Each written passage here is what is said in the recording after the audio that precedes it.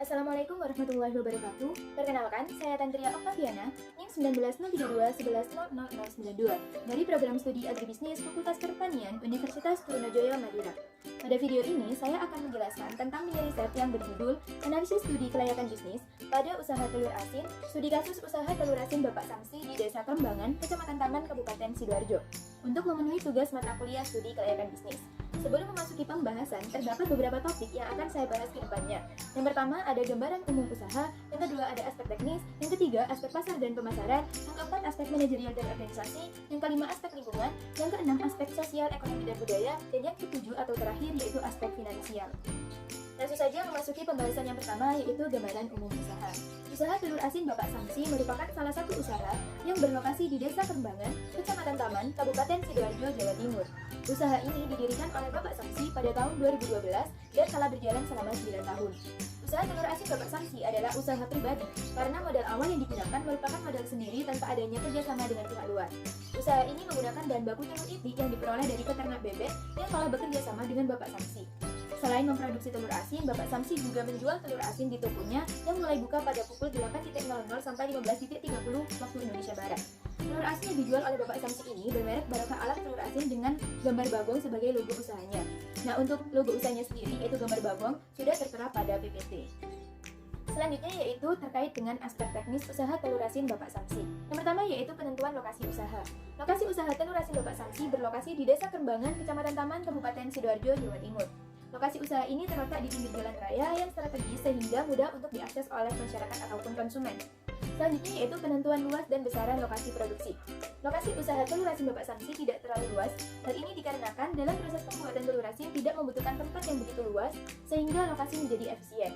Luas bangunan usaha telur asin ini sebesar 3,5 kali 6 meter. Selanjutnya yaitu perizinan. Usaha telur asin Bapak Samsi masih belum memiliki perizinan, baik itu berupa NPWP ataupun SIU.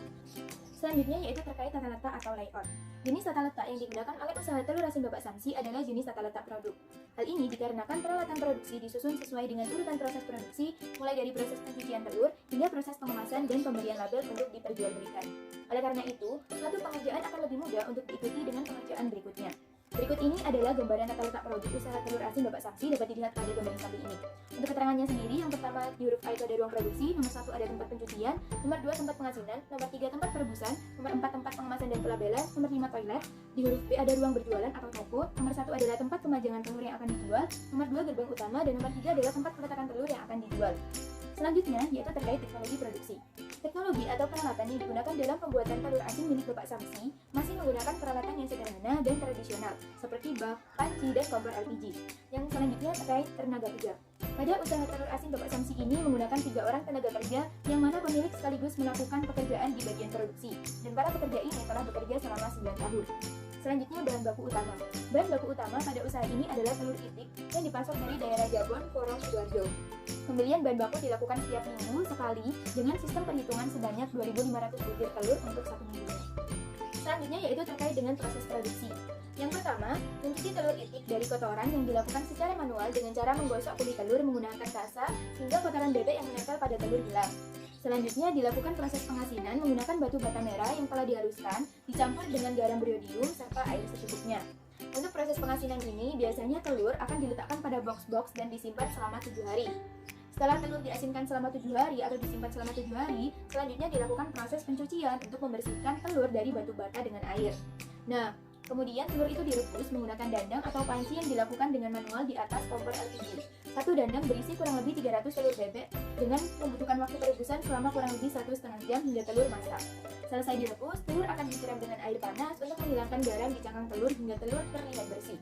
Kemudian telur ditiriskan dan diberi label. Selanjutnya telur asin siap untuk dipasarkan kepada konsumen. Poin selanjutnya yaitu pengawasan kualitas. Pada usaha ini, pengawasan dan sortir dilakukan di setiap tahap produksi sehingga dapat menjaga kualitas dari telur asin itu sendiri. Pembahasan selanjutnya yaitu terkait aspek pasar dan pemasaran.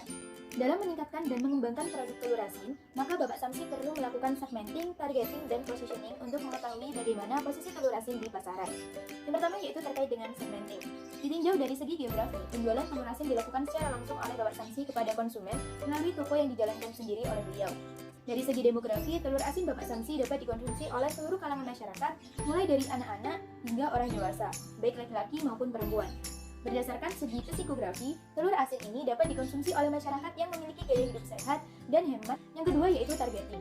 Target dari usaha telur asin Bapak Samsi adalah daerah Provinsi Jawa Timur, khususnya dalam lingkup Kabupaten Sidoarjo. Produk ini ditargetkan untuk seluruh kalangan masyarakat, mulai dari anak-anak hingga dewasa, bahkan juga orang tua. Yang ketiga adalah positioning. Telur asin memiliki berbagai manfaat bagi kesehatan tubuh. Usaha ini memberikan pelayanan yang ramah kepada konsumen sehingga dapat memberikan rasa nyaman kepada konsumen tersebut. Strategi pemasaran yang digunakan terdiri dari 4P, yaitu Product, Price, Place, and Promotion. Nah, untuk yang pertama yaitu produk. Bapak Samsi mendirikan usaha pengasinan telur atau yang dikenal dengan telur asin. Alasan pemilik memilih usaha telur asin adalah berawal dari ketidaksengajaan karena melihat pengusaha lain berjualan telur asin. Alhasil, selanjutnya Bapak Samsi termotivasi untuk membuat usaha telur asin dan menekuninya hingga berjalan sampai saat ini. Yang kedua yaitu price atau harga. Harga produk telur asin Bapak Samsi sebesar Rp3.000 per butirnya. Strategi penentuan harga yang digunakan oleh Bapak Samsi yaitu mengikuti harga di pasaran atau harga telur asin secara umum. Tujuan dari penentuan harga ini yaitu untuk memaksimalkan keuntungan dan meningkatkan pendapatan. Selanjutnya yaitu place atau tempat. Lokasi usaha telur asin ini berada di Desa Kembangan, Kecamatan Taman, Kabupaten Sidoarjo, Jawa Timur. Yang keempat yaitu promotion atau promosi. Promosi yang dilakukan oleh usaha ini yaitu promosi langsung dari orang pertama ke orang selanjutnya, atau dengan kata lain word of mouth. Artinya dari konsumen yang telah membeli atau memesan telur asin dari Bapak Samsi, jika merasa puas nantinya akan merekomendasikan telur tersebut kepada saudara ataupun tetangga sekitarnya yang hendak membeli atau memesan telur asin. Saya akan membahas terkait dengan aspek manajerial dan organisasi pada usaha telur asin Bapak Samsi. Usaha telur asin Bapak Samsi adalah usaha perseorangan yang dikelola oleh satu keluarga.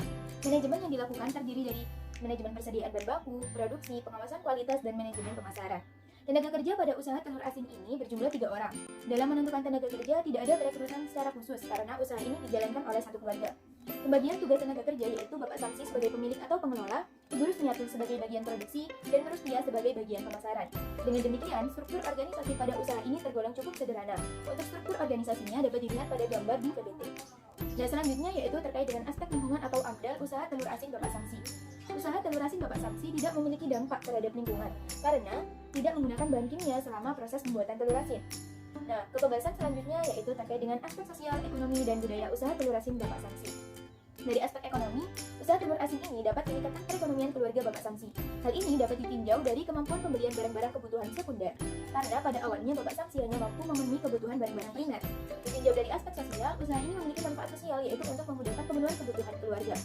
Sedangkan untuk aspek budaya, usaha telur asin ini menyesuaikan kebudayaan masyarakat Indonesia yang menyukai telur, baik berupa telur asin, dan digunakan untuk lauk maupun camilan.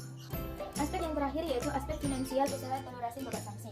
Aspek finansial yang digunakan untuk menentukan layak atau tidaknya suatu usaha dapat ditinjau dari aspek keuangan. Pada tabel 4.1 yaitu keperluan investasi usaha telur asin Bapak Samsi.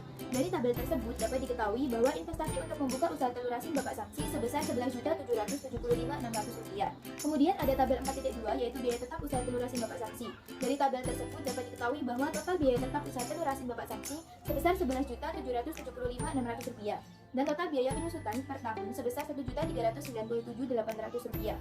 Kemudian, pada tabel 4.3 yaitu biaya variabel usaha telur asin Bapak Samsi. Dari tabel tersebut dapat diketahui bahwa total biaya variabel usaha telur asin sebesar Rp6.442 dan total biaya variabel per tahunnya sebesar Rp77.304. Berikut ini adalah tabel cash flow usaha telur asin Bapak Samsi dari tahun 2016 sampai 2020. Nah, untuk tabel cash flow-nya sendiri dapat dilihat pada PPT. Dari tabel cash flow tersebut, dilakukan perhitungan kelayakan finansial yang ditinjau dari aspek yang pertama yaitu net present value atau NPV. NPV diperoleh dari total PV kas bersih dikurangi investasi. Dari perhitungan NPV dengan tingkat suku bunga 14%, diperoleh nilai sebesar Rp10.555.533,36. Lebih dari 0 yang artinya usaha telur asin Bapak Samsi ini layak untuk dikembangkan karena nilai NPV bernilai positif. Selanjutnya yaitu IRR atau Internal Rate of Return. Itu dapat dilihat pada tabel di PPT. Dari perhitungan IRR menggunakan cara interpolasi diperoleh bahwa untuk usaha ini IRR-nya 44,45% yang menunjukkan bahwa usaha telur asin Bapak Samsi layak untuk diusahakan. Selanjutnya yaitu Net Benefit Cost Ratio atau Net B/C Ratio. Net B/C diperoleh dari total NPV positif dibagi NPV negatif. Dari perhitungan tersebut diperoleh Net B/C yaitu sebesar 1,896 yang artinya usaha telur asin Bapak Samsi dapat dikatakan layak untuk dikembangkan. Berdasarkan perhitungan payback period dapat diketahui bahwa modal atau investasi dari usaha telur asin Bapak Samsi akan kembali dalam jangka waktu 1 tahun 1 bulan. Yang terakhir adalah Profitability Index atau PI. Nah, PI diperoleh sebesar 1,896 yang artinya usaha telur asin Bapak Samsi ini layak diusahakan atau dikembangkan karena lebih dari 1. Sekian penjelasan yang dapat saya sampaikan, kurang lebihnya saya mohon maaf. Terima kasih. Wassalamualaikum warahmatullahi wabarakatuh.